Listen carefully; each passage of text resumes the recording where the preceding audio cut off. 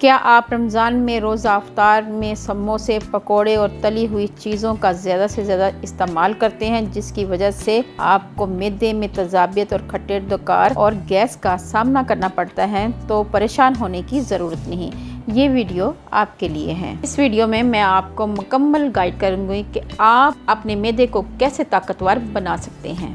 अस्सलामुअलैकुम, मैं हूँ रुबीना। चलें वीडियो को शुरू करते हैं। रेमेडी शुरू करने से पहले मैं आपको मैदे की खराबी से पैदा होने वाले अमराज से आगाह करती चलूँ। मुंह में पानी का जमा होना, तुर्श खट्टे डकार आना, बदहज़मी, गैस का रहना, भूख का ना लगना या फिर कम लगना, पेट में दर्द का रहना, बेचैनी, दिल ख़राब होना, जिस्मानी कमज़ोरी हो जाना, सर में हल्का हल्का दर्द रहना, कब्ज़ का रहना, किसी भी चीज़ का हज़म ना होना, दस्त लगना और सीने में जलन होना शामिल है। इन अलामात में कोई भी अलामत हो तो ये मैदे की खराबी की अलामत होगी।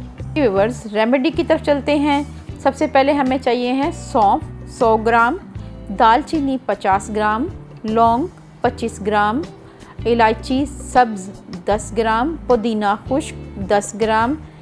सब चीज़ों को अच्छी तरह आपने बारीक पीस लेना है और फिर इस पाउडर को छान कर महफूज कर लेना है। चलें व्यूअर्स, मैं आपको इस्तेमाल का तरीका बताती हूँ। करना यह है कि आपने 1 कप गर्म पानी लेना है और उसमें आधा चम्मच ये मिक्स करना है और इसके साथ आपने आधा चम्मच शहद का इस्तेमाल करना है और इसको मिक्स करके आपने सिप सिप करके पीना है। ये सारा अमल आपने खाने के बाद करना है। इंशाल्लाह इस कहवे से आपकी बदहज़मी और मैदे की तेज़ाबियत का मसला ख़त्म हो जाए। अगर आपको मेरी ये वीडियो अच्छी लगी तो मेरे चैनल को लाइक करें, फैमिली फ्रेंड में ज़्यादा से ज़्यादा शेयर करें और बेल आइकन को ज़रूर प्रेस करें ताकि लेटेस्ट नोटिफिकेशन आप तक पहुंच सके। अल्लाह पाक आपको सेहत तंदुरुस्ती वाली ज़िंदगी दे, आप पे रहमतें नाज़िल करे, बरकतें नाज़िल करे। अपना और अपने प्यारों का ख्याल रखें, दुआओं में मुझे याद रखें। अल्लाह हाफिज़।